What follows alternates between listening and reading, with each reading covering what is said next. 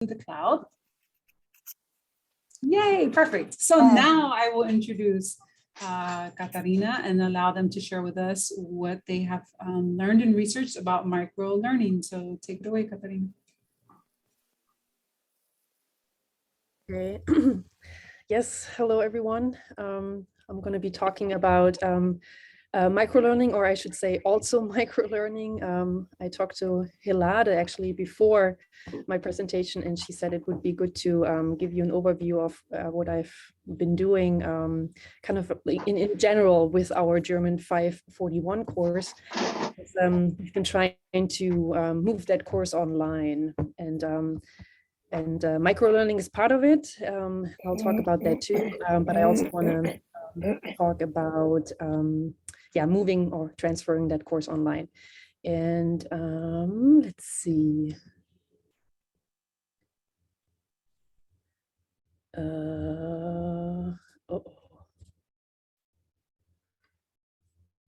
Okay, hold on, guys. I am having a little trouble sharing my screen.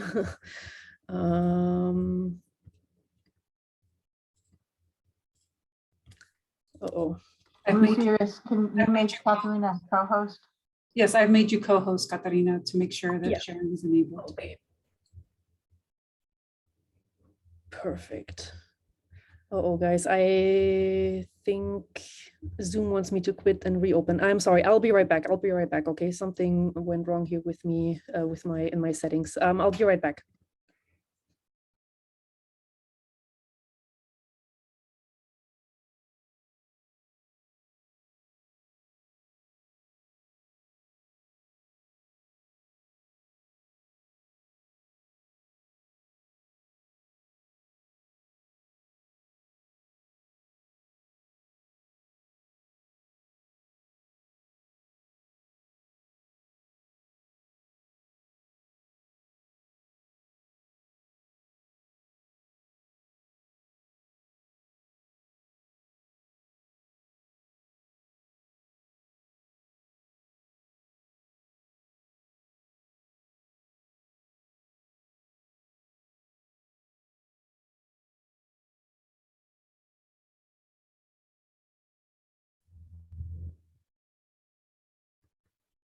Okay. I'm so sorry about that. Oh yeah, now it's working. Okay, yes. Okay, perfect. So sorry about that, guys. Okay, here we go. All right. So again, the presentation is on microlearning and also more generally on building an online course. So here's what I have in mind for today. As I said, the online course I'm developing is for German 541. I'm going to talk briefly about 541. What kind of course is that actually? Why are we turning it into an online course? We'll talk about that. I'm also going to say a few things about asynchronous versus synchronous e-learning. What can each format do? And then talk about 541, what I have in mind, like an online 541, so content, themes, assessments, some things to consider, how the content is presented, these kind of things. And then I'll dive into microlearning as a method that kind of helps your students retain content, what they've learned, some ideas, and then of course we'll see what questions you have. We'll talk about that. Okay, so that's the plan. So 541 is our first year German 1 course for graduate students. So it's German 1 for graduate students, like 141. But here the audience is really just graduate students. The goal is pretty much like in 141, also for them to acquire basic vocabulary and structures to talk about themselves, right? This is pretty much what we do in all first semester language courses, but also some vocabulary structures and communication skills that can help them to get around in a German-speaking country. When you think of asking directions, ordering at a restaurant, going shopping, these kind of things. But also some, again, structures and vocabulary to understand and also talk about some important activities in relation to the students' majors and future professions. And here kind of including a small STEM component. And of course, beyond all of that, the idea is for students to also learn more about German culture or the culture of the German-speaking countries. Also, given the fact that some of them actually intend to study and work in Germany, Austria, and Switzerland. So that's pretty much what 541 is all about. So why bother turning this course into an online course? Well, there are two main reasons. First of all, it's sometimes problematic for students to squeeze the course into an already pretty busy schedule. So I've received student emails saying, would love to take the course, I cannot take it, I already have a course at that time. Do you offer it via Zoom or like asynchronously or something like that? And then I have to say, no, unfortunately, we don't. So this is one of the reasons the schedule is already so full. And then the second reason is that the graduate students miss a lot of classes because of travel. They go to conferences. There are a lot of music students taking this course. They have to go to, they have recitals. They miss a lot of class time. And because of all of that, we thought it's a good idea to offer that course online. So when we talk about, or when I say online, there are usually two formats, like synchronous and asynchronous e-learning. Well, we've all actually been doing, well, not so much the semester, but we have done a lot of synchronous e-learning in the last semesters via Zoom, right? So synchronous learning occurs when remote students enroll in the class, and that is paced at particular intervals, yeah. And the students really must attend the course and also like follow a very specific schedule, right? So we had our class times, the students were on Zoom, they participated. Yeah, they're usually like some, maybe a shared whiteboard, a virtual classroom. Yeah, think of Zoom. They're also scheduled online exams. That's what synchronous e-learning is all about. Now, on the other hand, asynchronous e-learning is a little bit different. Here, students can, this is more self-paced, yeah. Students can actually log in, log out on their own schedule, learn on their own schedule. They're usually message boards, discussion groups, and even though the course may start like on a certain date, and all students start learning on that particular date, it doesn't mean that all the students have to be online at like 10 o'clock on Monday. Yeah, they can then during the week kind of work on all the materials, the learning materials on their own. It's self-paced. It's usually, well, some of you may think, okay, online learning is either synchronous or asynchronous. Yeah, that's right, but you can also combine the two. And I think some, not I, actually, this person here whose name I cannot really pronounce, and I would probably butcher terribly if I tried, is actually saying, well, there are different at first of reasons why you use either form, yeah. And you can also use it for different reasons. Yeah, for example, the asynchronous e-learning, what I just talked about, right? The students may be so busy that they have trouble finding a time that works for everyone. Meetings cannot be scheduled because there are other commitments. Yeah, that's why asynchronous e-learning makes sense.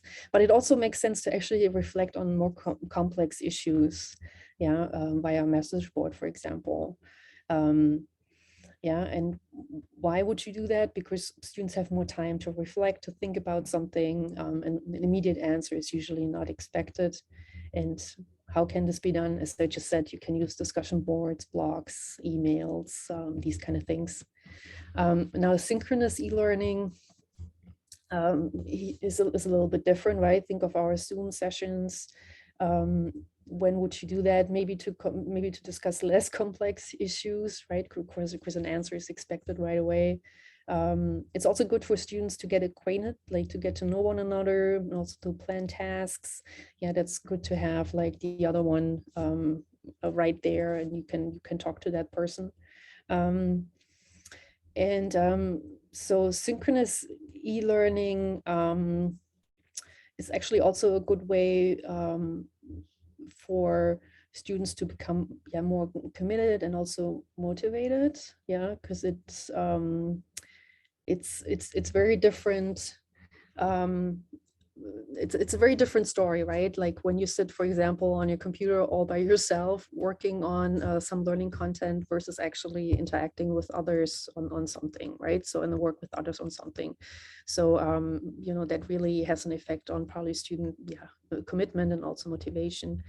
But we have to keep in mind, for synchronous e-learning, a quick response is expected, right? You actually have to talk. When you give a task, and you're on Zoom, right? You break students up in groups and you give them a task to talk about something. Students have to respond. They have to really produce something quickly. There's not that much time for them to think. And as I said, well, synchronous usually means video conferencing. Think of Zoom, instant messaging, chatting. You can do all of that. And well, here just a couple examples how you can actually kind of combine the two. So think asynchronous e-learning, students could maybe at home reflect on something, a course topic or so, maybe maintain a blog, or you can ask students to maybe write their opinion on a certain topic and then the discussion board. And then when it comes to synchronous e-learning, here maybe get the students in groups and ask them to talk about something. You can also use instant messaging here to support their ideas, exchange ideas. And but online lecturing, of course, is also an option. What they put here, that makes sense. You as a teacher then have to kind of bring everything together, all the opinions that were mentioned, and maybe also summarize, or maybe present something, lecture on something. So I just wanted to talk about this real quick. I mean, this differentiation between asynchronous and synchronous e-learning. And now I'm gonna talk some more about our 541 course. So how did I actually approach all of this? I've been meeting with Rhonda from Rise Online.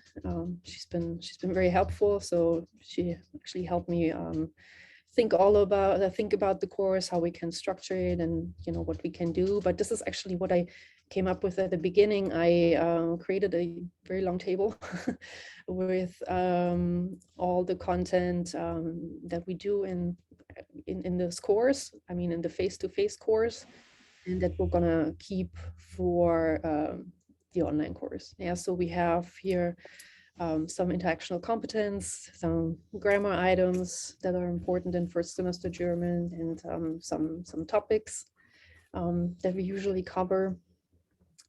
So this is pretty standard stuff. And then I was kind of putting all of this in kind of modules. So I came up with 14, so kind of like one module for each week.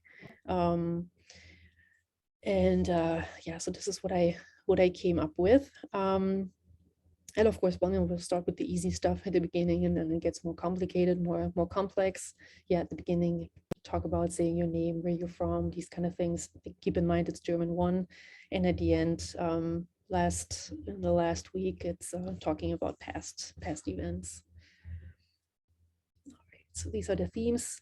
In terms of assessments, here's what I had in mind for this course. I mean, for the online course, I want students to complete self-assessments, actually at the end of each module. That means every week. And these are just like kind of like regular quizzes where students, maybe listen to an audio or read something short, like an ad or a receipt or something like that, and have to answer questions.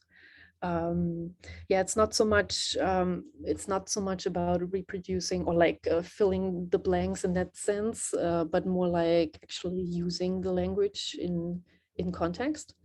Because I don't want them to just copy. I just don't want them to just copy words or like grammar structures from the textbook. Yeah, I really want them to apply what they've learned by using the language in context. So it's going to be very scenario based. There are going to be quite some assignments, I was thinking.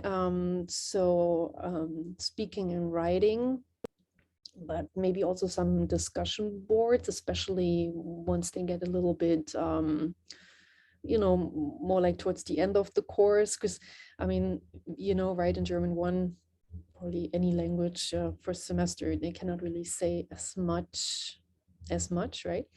So that's why for the discussion board, I was thinking maybe we can also, just discuss something in English, something that interests them, yeah. And it's not going to be that they have an assignment every week, but it's probably more going to be like every other week. And it's always based on what we just did in that particular module, yeah.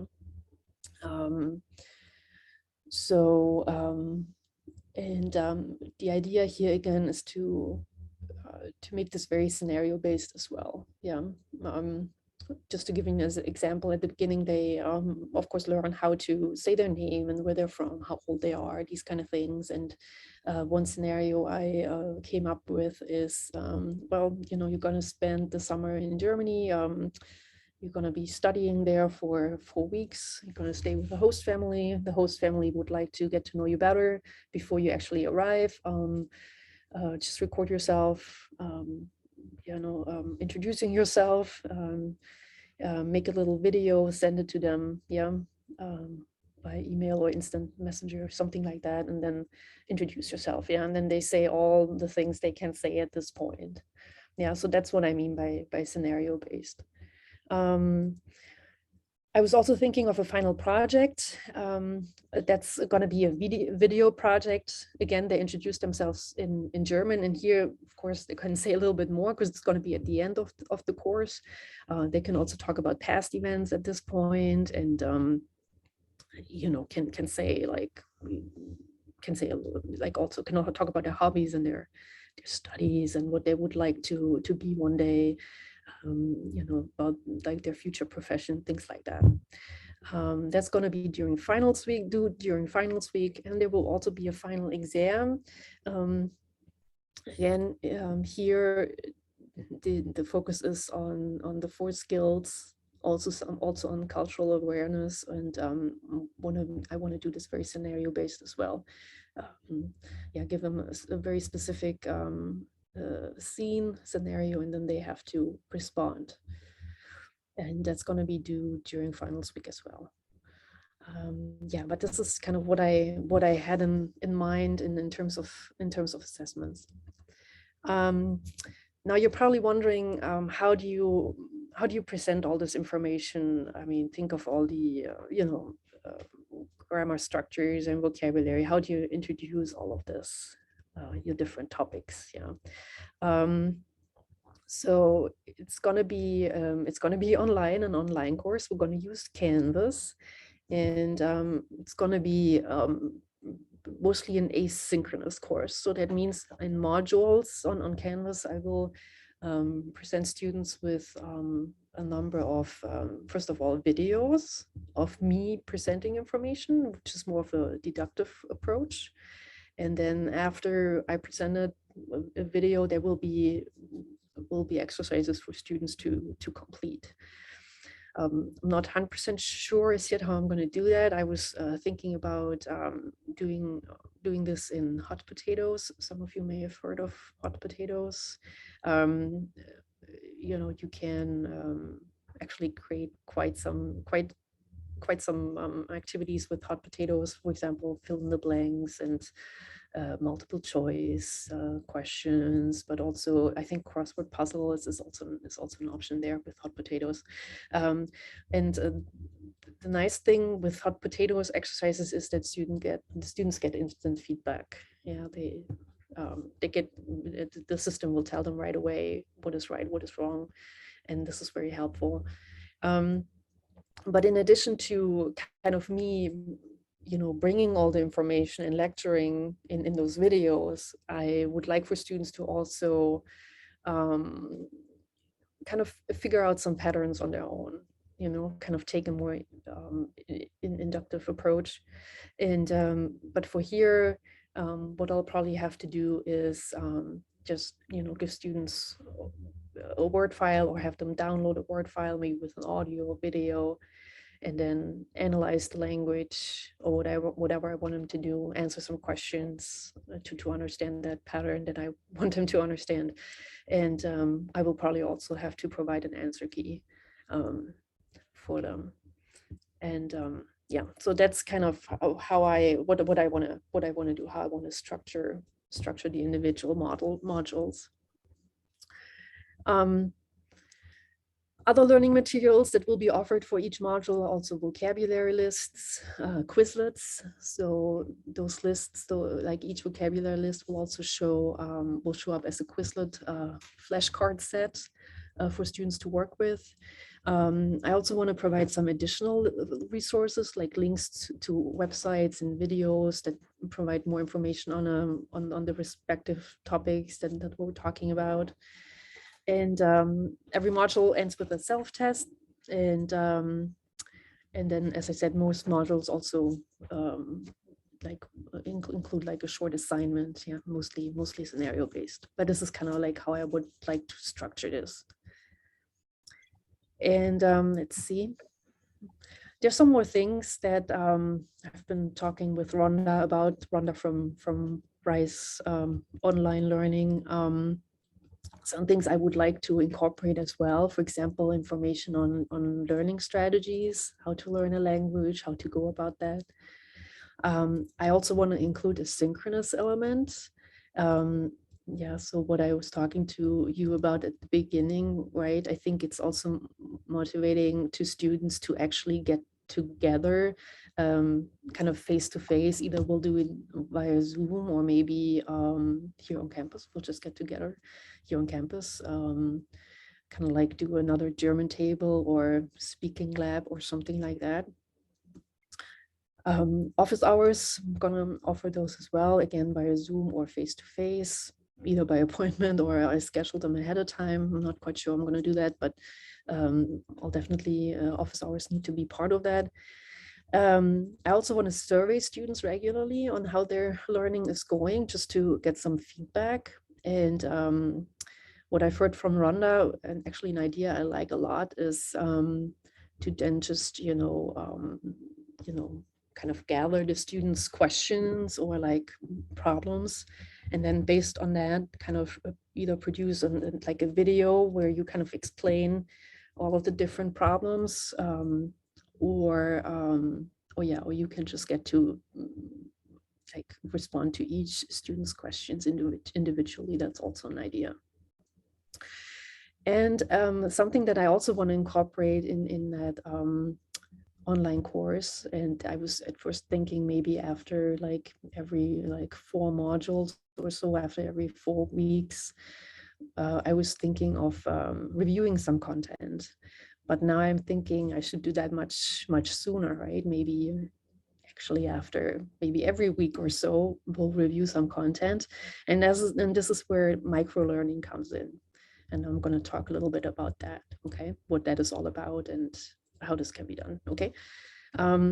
So microlearning is actually like a term that's, microlearning is quite a hype in e-learning right now. It's actually not a term that that was kind of coined in that field or so. It's actually much older. I'm not quite sure where exactly it comes from, but it's been around for a very long time. But it seems like that, the e-learning folks kind of claimed that term now for themselves, and they use it now a lot. And it just means that um, that it's kind of used to enhance learning and performance. Yeah, as they saying here, in the most efficient and effective manner possible through short pieces of content. And that's the most important part. It's the short pieces of content.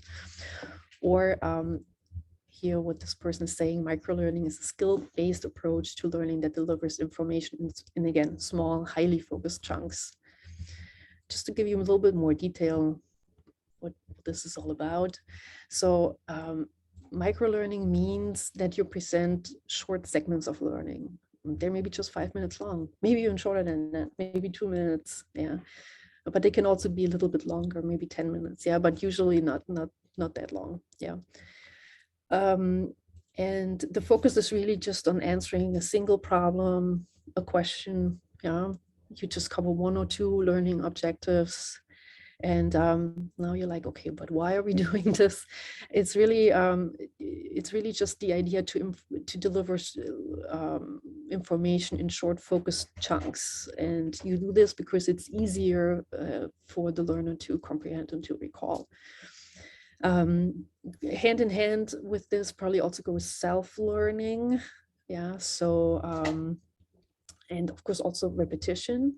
Yeah, so you maybe want to,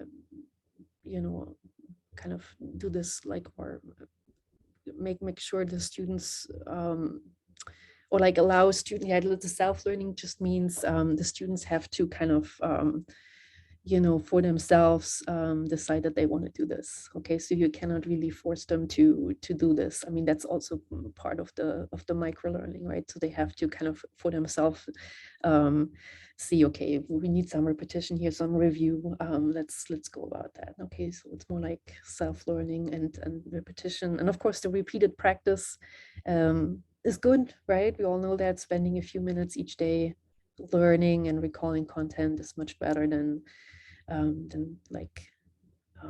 sitting there the day before the test and cramming everything. Are there some examples? How can this be done? Here's some examples that I got from those websites here, like for example, video, but also short presentations, interactions, games, blogs, podcasts are ideas too, infographics, other visuals, short assessments even, or other like online lessons. And I just want to show you what I think we can do. I'm going to show you that in a second. But want to just real quick talk about my fun curves here. You may have heard about the forgetting curve by Ebbinghaus. This curve is pretty steep, and I was actually surprised when I saw that. As you can see, like after one day, after learning something, so one day after you've learned something, you're merely maybe at 30% of you still kind of know maybe 30% of what you've actually learned the day before, and even after 20 minutes you're maybe down to, I don't know, maybe 55% or so. And after 30 days, you see you're already down to maybe 24%. So this is quite interesting. So you forget a lot, okay? So students, and we all know that, right? So students forget a lot. So we have to review. And what the suggestion is to kind of repeat, right? So to review. And there's this term of spaced repetition, as you can see here. So if you, allow students to review, then that eases the forgetting curve, right? Yeah, so you don't go all the way down, you're here at like 40% or so, and then you pick it back up, yeah, and then it goes down slowly again, but then you pick it up again. Yeah, and the idea here with, the micro learning, which is also called snack learning, which I find really fun, is that, this with the self repetition, actually this curve does not really dip too much. It just goes up and down a little bit. Okay, so when you kind of repeat a little bit each time, like every other day or so, right, you keep this curve, this wave, kind of, you keep it going. Um, now, how can we integrate this? And this is again, I'm still thinking about this online 541 course. What can we do? And part of that, is maybe to offer students Quizlet flashcards. In the past, I've told students, yeah, just use Quizlet, and they always they tell me, yes, we'll use Quizlet, but I know they don't. So, so what I want to do with like 541 is create those flashcards for them already, okay, so that they can just open the flashcard set and just get started. And I also want to tell them to to really use these flashcard sets, maybe even to use them on the bus or while they're waiting for something. You probably know that Quizlet does not only come with the flashcards, there are also some games in the app, right? I mean, the other good thing is that students can actually download the app and, of course, study on the phone, which is very helpful. And there are also games. There's like students are presented with the English word and have to come up with the German equivalent and vice versa, or they have to practice spelling, and so there's some games, and in their time, so they have to be fast, and so they can practice vocabulary this way. And so I really want to kind of push this a little bit and really tell students to kind of use this app. First of all, get the app and then just practice kind of during downtimes, when they're, I don't know, waiting at the doctor's office or riding the bus or something like that. Just to get them to review vocab more regular, to keep that curve kind of high, right? No, not for that curve to go down, to dip it too much. Reading blocks is an idea too. So I mean, after, let's say, after like every module or so, I could say, well, kind of incorporate that in Canvas and say, well, follow this person's blog and read another blog entry, and maybe real quick, or I could say respond to this question here in this particular blog. Write a comment or so, or watch a short presentation or video clip, answer some comprehension questions. I think this can all be incorporated into Canvas after each of my different modules. Or I could ask them to listen to a podcast and then answer some questions. Actually, Fatima and I are very fortunate because there are quite some podcasts available on, for example, the Deutsche Welle website, and also the Goethe Institute. They produce quite some podcasts also for beginning learners, so they can just listen to a podcast right from the beginning. Or I could give them a visual, right, and have them comment on that, or maybe I can present them like a visual of or an image of a classroom, right, and have them, or they can then tell me what kind of objects are in there. That's something we also do at the beginning of German 1, is what things are in your classroom, right? You have to talk about that, like the chair and the table and the whiteboard and all these kind of things, and the lamp and the door and these kind of things. And then, and this is something that I that you can do, of course, right? Something that I've kind of started thinking about. What I also want to do in 541 is incorporate those self-tests. Yeah, give students the option to really reflect on, okay, what have we learned in this module, and just give them, you can make this very short, like give them maybe just a couple tasks or so.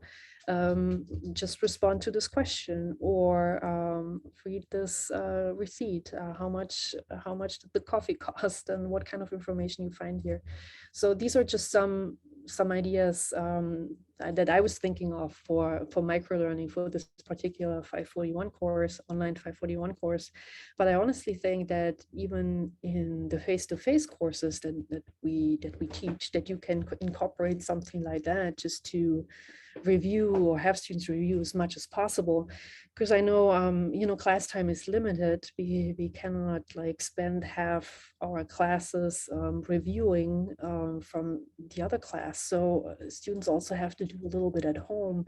And I think if you maybe incorporated something like that in your courses, like put something like that, like an activity like this on Canvas, for example, I think that could really help. Maybe make it voluntary, or maybe give students like extra credit for something, for answering maybe some questions to a video clip or presentation. Some things you cannot really grade, like for example the use of Quizlet. Right here, you don't know if students actually really access the app and were like working with it. That you don't know. But for some things, you can maybe also give them credit. And what does the time say? Oh yeah, it's already 1:41. I'm going to stop here. I want to thank you and see if you maybe have some questions. Thank you very much, Katarina, for sharing all of this with us. You can just unmute yourself and ask Katarina a question, or you can type it into the chat, and I'd be more than happy to read it to Katarina. So I will allow some moments here for us to do that.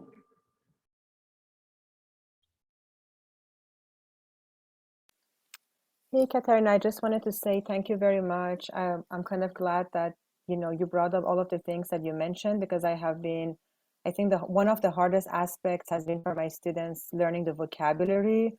And now in second year, I have more and more students coming to me and asking, like, what's the best way to study vocabulary?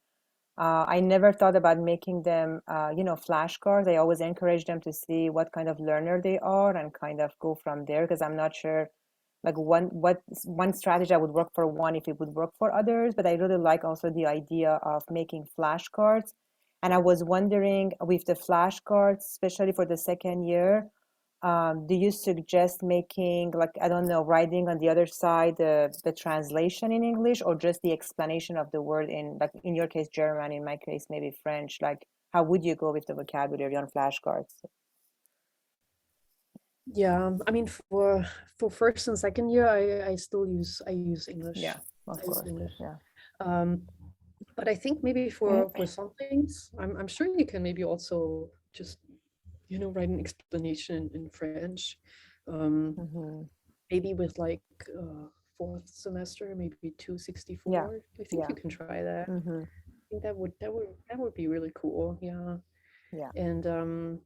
And the problem with like us as instructors making those flashcards for the students is also that maybe we put too many words in there, in a set, or that's actually one of the complaints I got once, that one student said, oh, there are too many words, I cannot handle them all. And so what I also tell students is, make your own. If you don't like my set, take it apart, make your own sets, make 2 sets out of the one that I made here, or something like that. So but at least get them going with this, because as I said, I encourage them to use the flashcard or to use Quizlet. In the end, they always tell me yeah, but I know they don't. So, and I think if we have the flashcards there already done for them, they actually work with that. I think it's more likely that they'll actually, oh yeah, I actually already put all the work in. I just have to open the app and kind of get going. So, yeah. Thank you. Yeah. I have a question, more just a logistic question. Where do they go after this course? Yeah, there's a 542 course. 142. Or as Fatima's saying, or 142.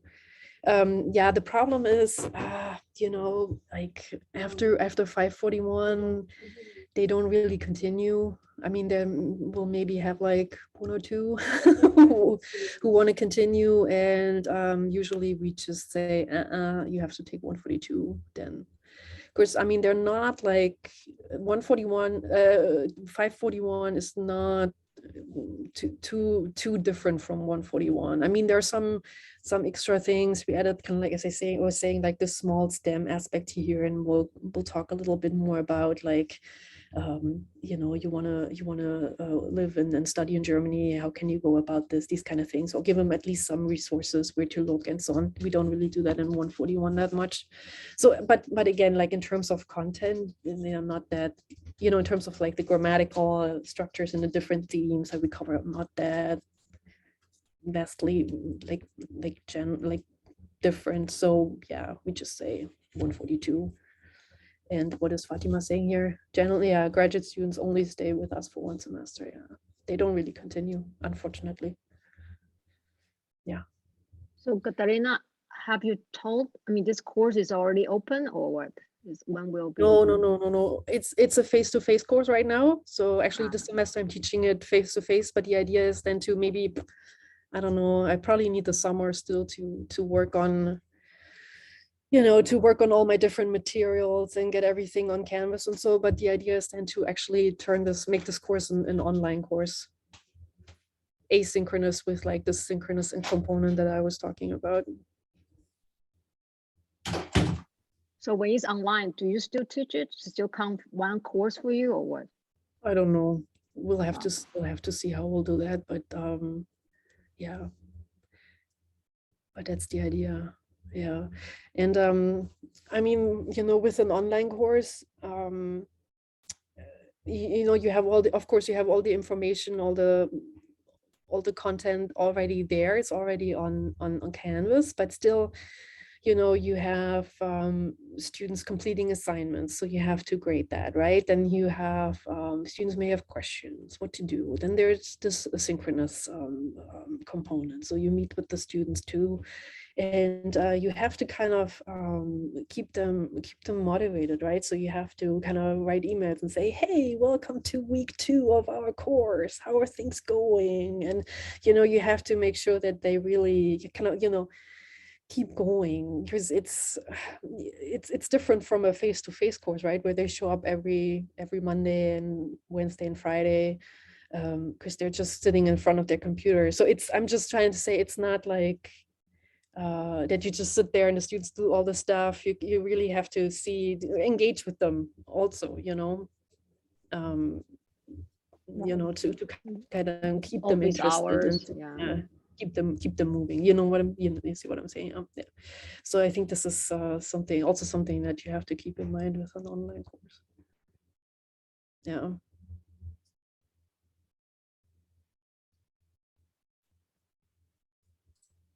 Okay, so if there aren't any more questions, I'm sure that Katarina is willing to get any emails from you all with follow-up questions that might come up afterwards. So feel free to reach out, and I will remind you that we will have our next pedagogy forum in March, and we will have our colleagues Mariam and Fatima presenting to us. So I look forward to seeing you all in March. Once again, thank you, Katarina, and I hope everyone enjoys this gorgeous, apparently spring day in February here in Houston. Bye, everyone. Good to see everyone. Thank you, Katarina. Thank you, guys. Thank you. Bye, everyone. Bye. Bye.